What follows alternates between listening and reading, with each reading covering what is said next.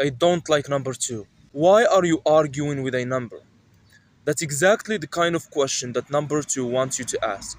That's how it gets away with everything. Because everybody's too busy watching number one. Number one gets all the attention. Number one is loud. Number one is obnoxious. Number one wants trophies. Number one wants applause. Number one wants documentaries made about itself. Everybody knows number one has an ego because nobody talks about number two. And that's where the danger is. Because number two has spent thousands of years building the greatest victim complex in mathematics. The greatest. Nobody comes close. Number two has somehow convinced the entire world that it's the underdog. The underdog. Brother, you are two. You are literally the second most famous number in human history. People teach you to children before they can properly tie their shoes. You show up in every math class, every clock, every ranking, every competition, every list. You are basically mathematical royalty. Stop acting like you are an independent artist who never got his big break. And another thing, number two is absolutely obsessed with number one. Obsessed. It's unhealthy. It's concerning. It's the kind of obsession where your friends sit you down and say, you need to move on. Think about it. Everything about number two is secretly about number one. Second place, runner up, almost won, almost first, nearly there, so close. That's not a personality, that's a breakup. Number two is the ex that still checks number one's social media. That's what it is. Number one is out there living its life, and meanwhile, number two is sitting in the dark listening to podcasts about self improvement. And I know what people are going to say, but two is important. Yeah, exactly. That's why the attitude annoys me. Imagine if LeBron James spent every interview saying, nobody believes in me. Brother, everybody believes in you. You are LeBron James. Relax. That's number two. The world constantly praises it, yet somehow it's still fishing for sympathy. And can we talk about the shape for a second? Look at the thing. Look at it honestly. That is not the shape of a stable individual. The number one stands upright. The number four has structure. The number eight looks like it has a mortgage. But the number two, it looks unfinished. The whole number looks like it's about to explain why none of its problems are technically its fault. And don't tell me that I'm imagining it. I know I'm not, because number two has mastered the art of looking disappointed. Every time I see it, I feel like it's judging a restaurant review. Nothing is ever good enough for number two. And honestly, I think number two enjoys being second. I do. Because if number two became number one, it would immediately lose its entire personality. What's it going to explain about that? What's it going to post online? Number two needs the struggle.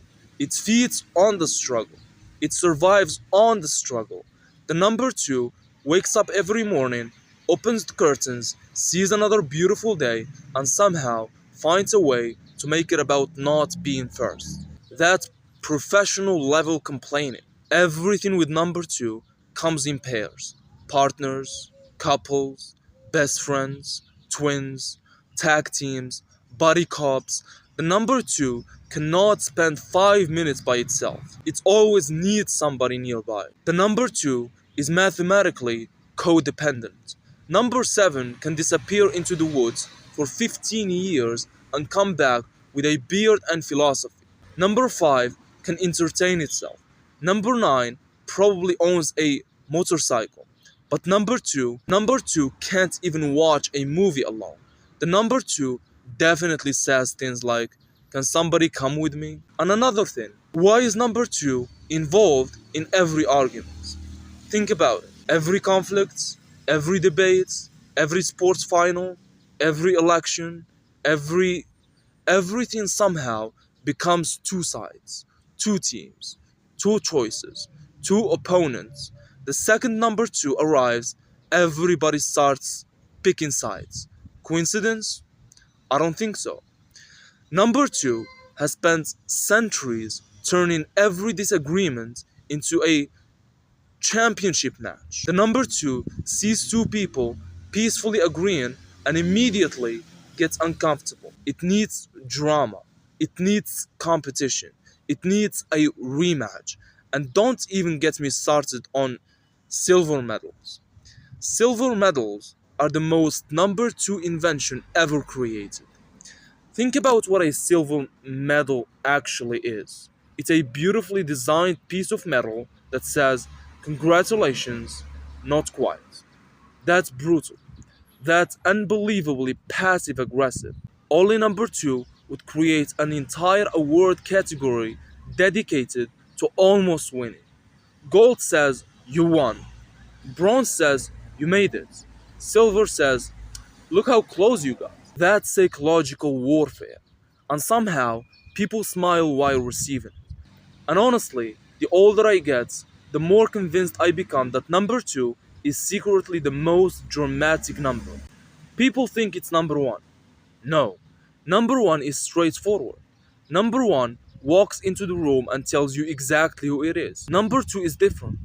Number two pretends to be humble, pretends to be supportive, pretends to be happy for everyone, but deep down, number two remembers everything. Everything. Every ranking, every competition, every time it was overlooked, every time somebody chose number one. The number two has spreadsheets. The number two has folders. The number two has screenshots. You think number two forgot? Never. The number two remembers things from ancient Rome. And another thing, why does number two always seem like it's trying to prove something? Have you ever met a number more desperate for validation? Number 8 doesn't care what you think. Number 3 is busy causing problems. Number 6 is somewhere getting blamed for things it didn't do.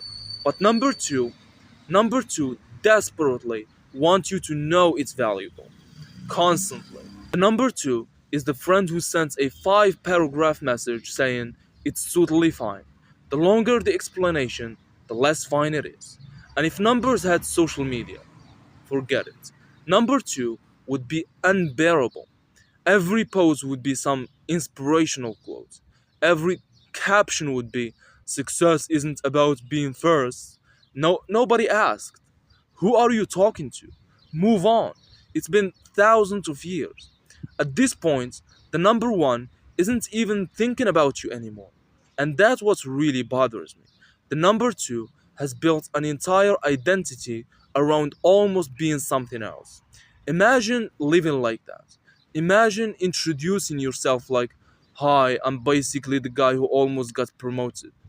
For eternity. That's the brand. That's the whole brand. Without number two, mathematics would be a disaster. Relationships would be collapse. Pairs wouldn't exist. Shoes would become confusing. Fine, I'll give it that.